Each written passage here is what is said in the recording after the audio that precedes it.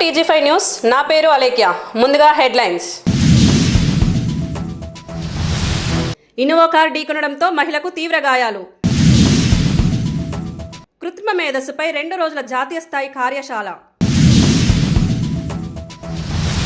Circle కార్యాలయాన్ని తరలించడం పట్ల కార్పొరేటర్ ఆగ్రహం. వైకుంఠ ఏకాదశికి హిమాయత్ నగర్ టీటీడీ ఆలయంలో భక్తుల రద్దీ. వైకుంఠ ఏకాదశికి అంబర్పేట అహోబిలం ఆలయంలో భక్తుల రద్దీ. హైదరాబాద్ ఉప్పల్ పోలీస్ స్టేషన్ పరిధిలో ఓ మహిళా పోలీస్ కానిస్టేబుల్ ఆత్మహత్యాయత్నం ఘటన కలకలం రేపింది. కుటుంబ సమస్యల కారణంగానే ఈ ప్రయత్నం చేసినట్లు పోలీసులు అనుమానిస్తున్నారు. హైదరాబాద్ ఉప్పల్ PS పరిధిలోని పద్మావతి కాలనీలో ప్రమీల అనే మహిళ పోలీస్ కానిస్టేబుల్ ఆత్మహత్యాయత్నానికి పాల్పడ్డారు. కుటుంబ సమస్యలతో తీవ్ర మనస్తాపానికి గురైన ప్రమీల తాను నివసిస్తున్న అపార్ట్మెంట్లోని 3 అంతస్తుల భవనం నుంచి కిందికి దూకినట్లు సమాచారం. ఈ ఘటనలో ఆమెకు తీవ్ర గాయాలయ్యాయి. వెంటనే స్థానికులు ఆమెను ఉప్పల్లోని సిటీ న్యూరో హాస్పిటల్కి తరలించారు. అనంతరం మెరుగైన చికిత్స కోసం ఆమె భర్త బాలాజీ నాయక్ ఆమెను సికింద్రాబాద్లోని యశోద హాస్పిటల్కు తరలించారు. 2020 బ్యాచ్కు చెందిన ప్రమీల నాచారం పోలీస్ స్టేషన్లో విధులు నిర్వహిస్తున్నారు. యాదాద్రి భువనగిరి జిల్లా బీబీ నగర్ రవి పహార్ తాండా స్వస్థలమైన వీరు ఉద్యోగరీత్యా ఉప్పల్లో నివాసం ఉంటున్నారు. ఈ ఘటనపై ఉప్పల్ పోలీసులు కేసు నమోదు చేసి దర్యాప్తు కొనసాగిస్తున్నారు. మేడ్చల్ జిల్లా పోచారం పోలీస్ స్టేషన్ పరిధిలో రోడ్డు ప్రమాదం చోటు చేసుకుంది. అతివేగంగా వచ్చిన ఇన్నోవా కారు మహిళను ఢీకొట్టడంతో తీవ్ర గాయాలయ్యాయి. మేడ్చల్ జిల్లా పోచారం పోలీస్ స్టేషన్ పరిధిలోని అన్నోజిగూడ SBI బ్యాంక్ సమీపంలో జాతీయ రహదారిపై రోడ్డు ప్రమాదం జరిగింది. హైదరాబాద్ నుంచి వరంగల్ వైపు అతివేగంగా నిర్లక్ష్యంగా ప్రయాణిస్తున్న ఇన్నోవా కార్ రహదారి దాటుతున్న ఓ మహిళను ఢీకొట్టింది. ఈ ప్రమాదంలో మహిళకు తీవ్ర గాయాలయ్యాయి. ముఖ్యంగా కాలు విరిగిపోయినట్లు తెలుస్తోంది. స్థానికులు సమాచారం ఇవ్వడంతో వెంటనే ఘటనా స్థలానికి చేరుకున్న పోలీసులు బాధితురాలిని 108 అంబులెన్స్ ద్వారా చికిత్స నిమిత్తం ఆసుపత్రికి తరలించారు. ఈ ఘటనపై కేసు నమోదు చేసుకున్న పోలీసులు దర్యాప్తు కొనసాగిస్తున్నట్లు తెలిపారు.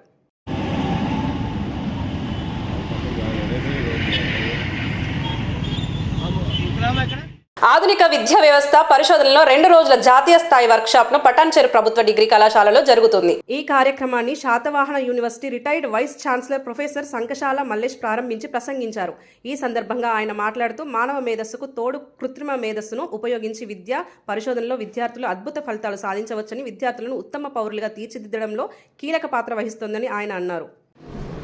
డిపార్ట్మెంట్ ఆఫ్ ఎకనామిక్స్ మరియు డిపార్ట్మెంట్ ఆఫ్ పొలిటికల్ సైన్స్ కోఆర్డినేషన్గా ఈరోజు 2 డే నేషనల్ వర్క్షాపు రాష్ట్ర వ్యాప్తంగా ఈరోజు మా కళాశాల లోపల జరగడం జరుగుతూ ఉంది. ఈ వర్క్షాప్ యొక్క ముఖ్య ఉద్దేశము మంచి ట్రెండింగ్ టాపిక్ అనేటువంటిది ఎకనామిక్స్ డిపార్ట్మెంట్ వాళ్ళు తీసుకోవడము, దీనికి ICSSR మరియు రూసా PM ఉషా వాళ్ళు మాకు కొంత ఫండింగ్ ఇవ్వడము, దాని ఫైనాన్షియల్ అసిస్టెన్స్ తోటి మా కళాశాల లోపల మరియు మా కాలేజ్ ఎడ్యుకేషన్ కమిషనర్ గారు అయినటువంటి మేడం శ్రీ దేవసేన గారి ఆశీస్సులతోటి మరియు వారి యొక్క సూచనల సలహాతోటి ఈరోజు వారు కూడా రావడానికి సిద్ధంగా ఉన్నారు. ఈ 2 రోజుల లోపల వారు కూడా రావడము, మా కళాశాలను సందర్శించడానికి కూడా వారు సిద్ధంగా ఉన్నారు. ఈ 2 రోజుల యొక్క వర్క్షాప్ యొక్క ఉద్దేశం ఏంటిదంటే artificial intelligence which is related to the education and research. ఈ రోజు లోపల ఎడ్యుకేషన్ కావచ్చు, అదేవిధంగా పరిశోధనలు కావచ్చు, మల్టీ డిసిప్లినరీ రీసెర్చ్ లోపల AI యొక్క అంటే ఆర్టిఫిషియల్ ఇంటెలిజెన్స్ యొక్క ప్రభావం ఎంతవరకు ఉన్నది అనేటువంటి దానిపైన చర్చించడం కోసం ఈరోజు 2 రోజుల వర్క్షాప్ అనేటువంటి నిర్వహించడం జరుగుతూ ఉన్నది. ఈ వర్క్షాప్కి మా గురువు అయినటువంటి Satavahana university former vice chancellor professor Sankasala Mallesham గారు రావడం జరిగింది. వారికి కృతజ్ఞత తెలియజేస్తా ఉన్నాను.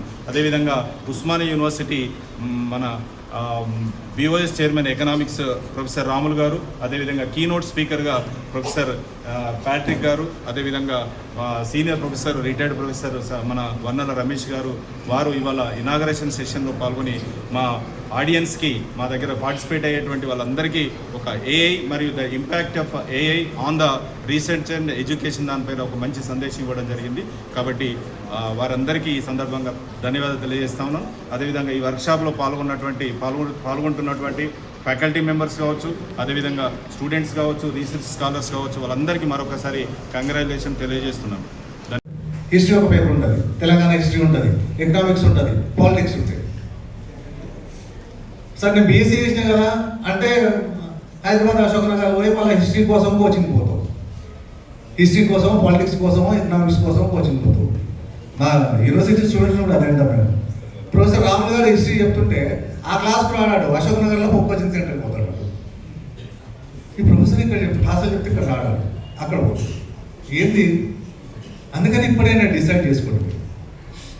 Multi disciplinary idea usage for you. Multi disciplinary మాకేందుకు కనుక మీకోసం అయితే మల్టీ డిసిప్లినరీ బీఎస్సీ ఉన్న వాళ్ళు మూక్ కోర్స్ అనేది ముందు ప్రొఫెసర్లు అడ్వైజ్ చేస్తున్నారు. మూక్ కోర్స్ ఉన్నాయి, ఆన్లైన్ కోర్సెస్ ఉన్నాయి. You take MOOC courses online courses of history, economics, polity, logic. వీటితో పాటుగా బీఎస్సీలో ఏదైనా గవర్నమెంట్ ఏమొస్తుందని అనుకుంటే ఆ సెక్టర్లో పోకుండా మీరు ఆన్లైన్ కోర్సెస్ తీసుకోండి. అదే బీఏ ఉన్న వాళ్ళు పటాన్చెరు నుండి సర్కిల్ కార్యాలయాన్ని తెల్లాపూర్కు తరలించడం పట్ల పటాన్చెరు కార్పొరేటర్ మెట్టు కుమార్ యాదవ్ తీవ్ర ఆగ్రహం వ్యక్తం చేశారు. కార్యాలయాలు సామాన్య ప్రజలకు అందుబాటులో ఉన్నప్పుడే ప్రజలకు సౌకర్యంగా ఉంటుందని పటాన్చెరు కార్పొరేటర్ మెట్టు కుమార్ యాదవ్ అభిప్రాయపడ్డారు. పటాన్చెరు గ్రేటర్ సర్కిల్లో కార్యాలయాన్ని ఈ మధ్య నూతనంగా గ్రేటర్లో విలీనం చేసిన తెల్లాపూర్ ప్రాంత కార్యాలయానికి మార్చడం పట్ల ఆయన అభ్యంతరం వ్యక్తం చేశారు. ఈ సందర్భంగా స్థానిక విలేకరులతో ఆయన మాట్లాడుతూ సామాన్య ప్రజలకు అనుకూలంగా ఉండే విధంగానే అధికారులు వ్యవహరించాలని, అధికారుల కార్పొరేట్ సౌకర్యాల కోసం ఉన్న కార్యాలయాన్ని మార్చి ఇష్టరీతిగా వ్యవహరిస్తే ఉద్యమించాల్సి వస్తుందని ఆయన హెచ్చరించారు. 5 సంవత్సరాల క్రితం అన్ని హంగులతో పటాన్చెరు ప్రాంతంలో గ్రేటర్ సర్కిల్ కార్యాలయం నిర్మించినట్లు ఆయన తెలిపారు. కాగా ఈ కార్యాలయంలో ఏ సౌకర్యాలు లోటు ఉందని సర్కిల్ కార్యాలయాన్ని తెల్లాపూర్కు మార్చారని ఆయన ప్రశ్నించారు. గతంలో పటాన్చెరులో సర్కిల్ కార్యాలయం నిర్మించే సమయంలో అన్ని ఆలోచించుకొని ఇక్కడ నిర్మించాలని నిర్ణయించారని ఆయన తెలిపారు. అయితే సామాన్య ప్రజలకు అనుకూలంగా అందుబాటులో కార్యాలయాలు ఉండాలని ఆయన సూచించారు. ముత్తంగి, జేపీ కాలనీ, పటాన్చెరు ప్రజలకు పటాన్చెరులోని సర్కిల్ కార్యాలయం వల్ల ఉపయోగం ఉందని, తెల్లాపూర్ ప్రాంతానికి గ్రేటర్ సర్కిల్ కార్యాలయం తరలించడం వల్ల సామాన్య ప్రజలు ఇబ్బందులు ఎదుర్కోవాల్సి వస్తుందని ఆయన ఆవేదన వ్యక్తం చేశారు. ఇక్కడైనా కార్యాలయం మార్పు విషయంపై పునరాలోచించాలని, లేని పక్షంలో పటాన్చెరులోని అన్ని పార్టీల నాయకులతో కలిసి ధర్నా నిర్వహించాల్సి వస్తుందని ఆయన తెలిపారు. ఈరోజు పటాన్చెరు సర్కిల్ ఆఫీస్కు సంబంధించి ప్రజలకు తెలవాలన్న ఉద్దేశం మీద ఇవాళ ప్రెస్ మీట్ పెట్టడం జరిగింది. ముఖ్యంగా ఈ ప్రెస్ మీట్కి వచ్చిన విలేకరులకు అందరికీ కూడా పేరు పేరున నా యొక్క నమస్కారాలు తెలియజేస్తున్నా. పటాన్చెరు సర్కిల్ ఆఫీస్గా 24 తారీఖు నాడు గెజెట్ వచ్చింది. 46 సర్కిల్ నెంబర్ 46 పటాన్చెరు అని. కానీ ఇవల్ల అధికారులు ఏం చేశారంటే ప్రొద్దున హడావిడిన ఏదో ఊర్లో దొంగలు పడ్డట్టు అధికారులందరూ కట్టాబుట్ట చదురుకొని ఇలా తెల్లాపూర్లో పోయి కూర్చున్నారు అధికారులు. నా దృష్టికి రాగానే నేను డీసీ గారికి ఫోన్ చేశా. ఏం సార్, సర్కిల్ ఆఫీస్ ఏమో ఈడుంది, అధికారులంతా పోయి తెల్లాపూర్లో కూర్చున్నారు అంటే ఏంటంటే, ప్రభుత్వం నుంచి మాకు ఆర్డర్స్ వచ్చినాయి, తెల్లాపూర్ ఆఫీస్ యూజ్ చేసుకోమంటున్నారు, తెల్లాపూర్ను గ్రేటర్లో కలిపారు కాబట్టి ఆ ఆఫీసు యూజ్ చేసుకోమంటున్నారు అని చెప్పాడు డీసీ సురేష్ గారు. నేను అడిగాను, ఏమైంది? 5 సంవత్సరాల కిందట మనం కూడా బిల్డింగ్ కట్టుకున్నాం, బ్రహ్మాండంగా ఉంది, ప్రతి ఒక్క అధికారికి క్యాబిన్ ఉంది, అది నిజంగా ఒక కార్పొరేట్ ఆఫీస్ ఉన్నట్టున్నది పటాన్చెరులో కట్టిన మున్సిపల్ ఆఫీసు. మరి ఇక్కడ కూర్చోకుండా అక్కడికి ఎందుకు పోమన్నారంటే, ఆ బిల్డింగ్ చాలా బాగుందంట సార్, సౌకర్యంగా ఉంటుందని చెప్పేసి మమ్మల్ని అక్కడ కూర్చోమన్నారు అని అంటారు. నిజంగా చూడండి, మాకేం అభ్యంతరం లేదు, కానీ నేను చెప్తా. ఎందుకంటే పటాన్చెరు ప్రాంతంలో ఆ రోజు సర్కిల్ ఆఫీస్ పెట్టారు. పటాన్చెరు, రామచంద్రపురం, భారతీ నగర్కు కలిసి పటాన్చెరులో ఒక సర్కిల్ ఆఫీస్ కట్టారు. ఒక 3-4 కోట్ల రూపాయలను వెచ్చించి కట్టారు. అది ఎందుకు కట్టారంటే, పటాన్చెరు ప్రాంతం అంతా పేద ప్రజలు ఉండేవాళ్ళు. పేద ప్రజలకు అందుబాటులోకి పాలన సౌకర్యం, సౌలభ్యం ఉండాలన్న ఒక ఉద్దేశంతో ఆ రోజు పటాన్చెరులో ఈ సర్కిల్ ఆఫీస్ కడితే, ఇవల్ల పటాన్చెరు కాదు బిల్డింగ్ బాగుంది అందులో కూర్చోమన్నారని చెప్పేసి అధికారులు చెప్పడం విడ్డూరంగా ఉంది. ఈ అధికారులకు కానీ ప్రభుత్వానికి కానీ నేను తెలియజేయాల్సింది ఏంటంటే, ప్రభుత్వము పేద ప్రజలకు అనుకూలంగా వాళ్ళకు పనిచేసే విధంగా ఉండాలి. కానీ మాకు ఆఫీసులు బాగున్నాయో లేకపోతే ఇంకేమో బాగున్నాయో అని చెప్పేసి గాలి కొదిలి పేద ప్రజలను గాలి కొదిలి సంపన్నులున్న ప్రాంతంలో పోయి కూర్చుంటామంటే అది చాలా ఇబ్బంది పడతారు. పటాన్చెరు పట్టణ ప్రజలు బాగా ఇబ్బంది పడతారు. చాలా పేద ప్రజలు ఉన్నారు. కాబట్టి మీరు ఖచ్చితంగా మీరు తీసుకున్న నిర్ణయం వెనక్కు తీసుకోవాలి. ఒకటి లేని పక్షంలో పటాన్చెరుకు సంబంధించిన అన్ని పార్టీల నాయకులను సంప్రదించి అన్ని పార్టీలను ఏకం చేసి ఇదే తెల్లాపూర్ మున్సిపాలిటీ ముంగట ధర్నా కూడా చేస్తామని నేను డీసీ గారికి కూడా చెప్పడం జరిగింది. మా పటాన్చెరు పట్టణ ప్రజల పక్షాన వాళ్ళ పక్షాన మేము ఖచ్చితంగా నిలబడతాం, ఖచ్చితంగా ధర్నా చేస్తాం, మళ్ళీ మేము తెచ్చుకునే విధంగా మేము చేస్తామని తెలియజేస్తున్నాం. మీరు చూడండి, అసలు యాక్చువల్గా గౌరవ ఎమ్మెల్యే గారు ఏది మన హాస్పిటల్లో, రూరల్ హాస్పిటల్లో కడదామని ఒక ఆలోచన చాలామందికి వచ్చినుండే, చాలామంది కూడా చెప్పినుండే. కానీ నిజంగా ఆయన ఆలోచన కూడా పెద్దదే. ఆ రోజు ఆయన తీసుకున్న నిర్ణయం నాతోటి కూడా మాట్లాడాడు. అన్న ఇక్కడెందుకు పెట్టినాం, రోడ్లు చిన్నగా ఉన్నాయి కదా, ఈ ఆఫీస్ ఇక్కడెందుకు పెట్టినామని నేను గౌరవ ఎమ్మెల్యే గారిని అడిగితే ఏమన్నాడంటే, కుమార్ అట్లా కాదు, ఆడ హైవే మీద పెడతాం, అది వేరే విషయం, ఈ నీటుగా ఉంది, ఎక్కువ ప్లేస్ ఉందేమో పెడతాం, కానీ అది ముఖ్యం కాదు. పేద ప్రజల మధ్యలో ఉన్నట్టయితే వాళ్ళు కాలినడకన కూడా వచ్చి పనులు చేసుకొని పోతారు, పన్నులు కట్టుకోవడానికి ఉంటుంది, పర్మిషన్లు తీసుకోవడానికి ఉంటుంది అన్న ఉద్దేశం మీద ఆయన చాలా దూరం ఆలోచన చేసి ఇలా సర్కిల్ ఆఫీస్ ఇక్కడ పటాన్చెరు అది నడిబొడ్డున పెట్టి, అలాంటిది అలా ఈ ప్రభుత్వం అప్పనంగా ఎత్తుకుపోయి తెల్లపూర్లో పెడతంటే ఇదేమర్థం? మేము చేసింది, మా పటాన్చెరుకు సంబంధించిన గౌరవ ఎమ్మెల్యే గారు చేసింది, మా నాయకులు చేసింది, ప్రజలకు అందుబాటులో ఉండే విధంగా ఇక్కడ సర్కిల్ ఆఫీస్ కట్టారు. చాలా బ్రహ్మాండంగా ఉంది అది, దాంట్లో ఏం తక్కువ ఉందని, అన్ని విధాలా బాగుంది అధికారులకు కూర్చుంటందుకు. కానీ ఇలా తీసుకున్న నిర్ణయం, ప్రభుత్వ నిర్ణయం, అది తప్పు.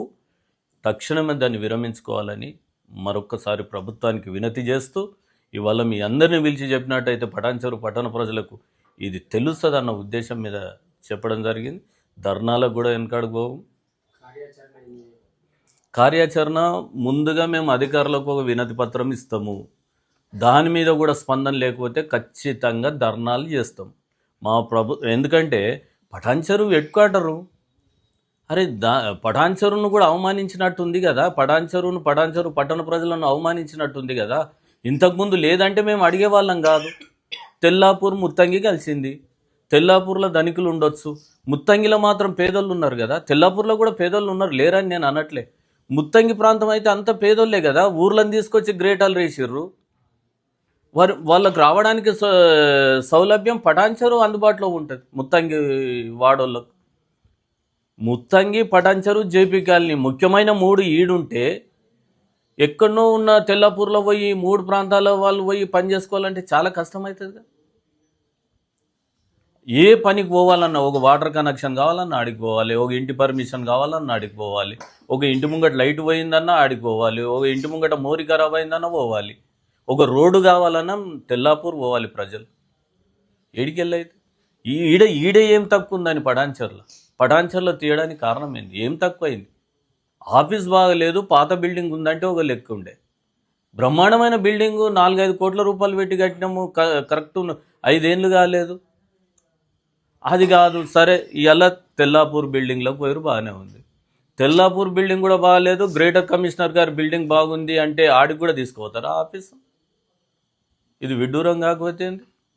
పటాన్చెరు బిల్డింగ్ బాగాలేదు, తెల్లాపూర్ బిల్డింగ్ కొత్త కట్టారు, బాగుంది అంటున్నారు. తెల్లాపూర్ బిల్డింగ్ కన్నా ట్యాంక్ బండ్ దగ్గర ఉన్న గ్రేటర్ కమిషనర్ గారి బిల్డింగ్ ఇంకా బాగుంది, మరి అక్కడ తీసుకుపోతారా? ఇలాంటి నిర్ణయాలు, ప్రజా వ్యతిరేక నిర్ణయాలు ఏ ప్రభుత్వం కూడా తీసుకోవద్దు. ప్రజలకు అందుబాటులో ఉండే విధంగా ఉండాలి, ప్రజలకు న్యాయం జరగాలి. ఖచ్చితంగా మేము దీని మీద ధర్నాలు, రస్తారోకోలు అన్నీ కూడా చేస్తామని తెలియజేస్తాం. వైకుంఠ ఏకాదశి పర్వదినాన్ని పురస్కరించుకొని హైదరాబాద్ హిమాయత్ నగర్ టీటీడీ వెంకటేశ్వర స్వామి ఆలయంలో భక్తులు భారీగా తరలివచ్చారు. ఉత్తర ద్వారం నుంచి స్వామివారి దర్శనానికి భక్తులు బారులు తీరారు. వైకుంఠ ఏకాదశి సందర్భంగా హైదరాబాద్ హిమాయత్ నగర్లోని టీటీడీ వెంకటేశ్వర స్వామి ఆలయం భక్తులతో కిటకిటలాడుతోంది. తెల్లవారుజాము నుంచే భక్తులు భారీ సంఖ్యలో ఆలయానికి చేరుకొని ఉత్తర ద్వారం ద్వారా స్వామివారిని దర్శనం చేసుకుంటున్నారు.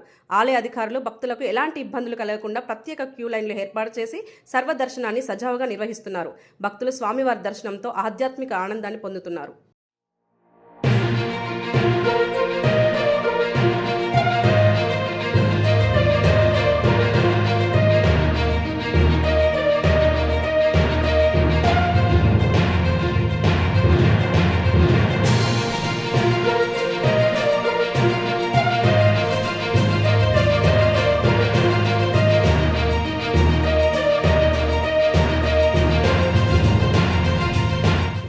వైకుంఠ ఏకాదశి పర్వదినాన్ని పురస్కరించుకొని అంబర్పేట డీడీ కాలనీలో అహోబిలం ఆలయంలో భక్తులు భారీగా తరలివచ్చారు. తెల్లవారుజామున నుండే శ్రీ వెంకటేశ్వర స్వామి దర్శనానికి భక్తులు బారులు తీరారు. వైకుంఠ ఏకాదశి సందర్భంగా అంబర్పేట్ డీడీ కాలనీలోని అహోబిలం ఆలయం భక్తులతో కిటకిటలాడింది. తెల్లవారుజామున నుంచి భారీ సంఖ్యలో భక్తులు ఆలయానికి చేరుకుని శ్రీ వెంకటేశ్వర స్వామిని దర్శనం చేసుకున్నారు. ఉత్తర ద్వారం ద్వారా దర్శనానికి అవకాశం కల్పించడంతో భక్తులు ఆధ్యాత్మిక ఆనందాన్ని పొందుతున్నారు. ఆలయ కమిటీకి భక్తులకు ఎలాంటి ఇబ్బందులు కలగకుండా ప్రత్యేక ఏర్పాట్లు చేసి దర్శనాన్ని సజావుగా నిర్వహించింది.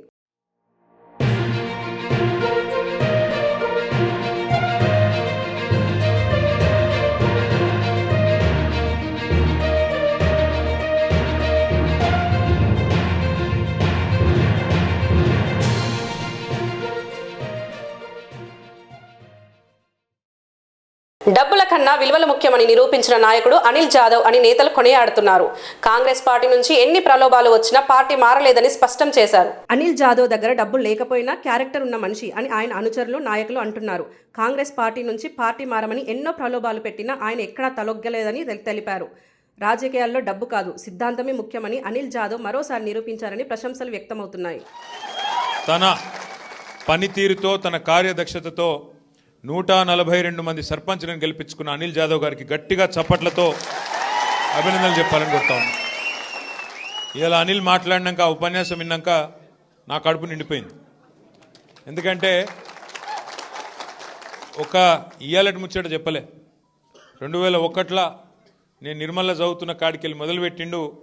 ఎట్లా కేసీఆర్ సార్ను చూసి మొదలు తెలంగాణ ఉద్యమంలోకి వచ్చిన, ఆ తర్వాత కార్ ర్యాలీలో ఎట్లా ఆదిలాబాద్కి వెళ్ళి నేరేడుగొండకి వెళ్ళి ఢిల్లీ దాకా కార్ ర్యాలీలో పోయినా, ఎట్లా మళ్ళీ తర్వాత సార్ నాయకత్వంలోనే ఎమ్మెల్యే అయినా, మరి ఎమ్మెల్యే అయినాక కూడా ఈ 2 ఏళ్ళు ప్రతిపక్షంలో ఉన్నా. మీకు తెలియని ముచ్చట ఒకటి చెప్తా నేను. ప్రతిపక్షంలో ఉన్నా కాంగ్రెస్ నాయకులు పెద్ద పెద్దోళ్ళు ఫోన్లు చేసిండ్రు అనిల్ జాదవ్కు. కోవలక్ష్మి గారికి కూడా ఫోన్ చేసిండ్రు.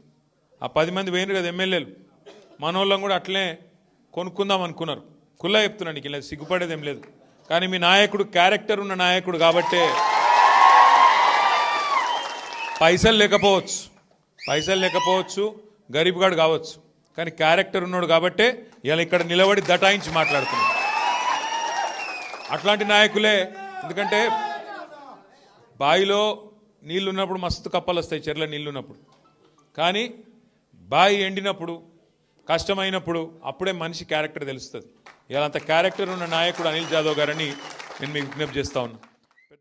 అసెంబ్లీకి రాకుండా ప్రజా సమస్యలపై మాట్లాడకుండా తప్పించుకుంటున్నారని మాజీ సీఎం కేసీఆర్ పై దర్పల్లి రాజశేఖర్ రెడ్డి తీవ్ర విమర్శలు గుప్పించారు. జీతం కోసం మాత్రమే అసెంబ్లీకి రావడం సరికాదని ఆయన ప్రశ్నించారు. తెరాస పార్టీ ఆఫీసులో తొడలు కొట్టడం కాదు, అసెంబ్లీకి వచ్చి ప్రజా సమస్యలపై చర్చ చేయాలని కేసీఆర్ కి దర్పల్లి రాజశేఖర్ రెడ్డి సూచించారు. పాలమూరు ప్రాజెక్టులు, యూరియా కొరత, రైతుల సమస్యల వంటి కీలక అంశాలపై అసెంబ్లీలో మాట్లాడాల్సిన బాధ్యత మీపై ఉందన్నారు. టైంపాస్ కోసం అసెంబ్లీకి వచ్చి వెళ్లి ప్రజల సొమ్ముతో జీతం తీసుకోవడం ఎందుకని ప్రశ్నించారు.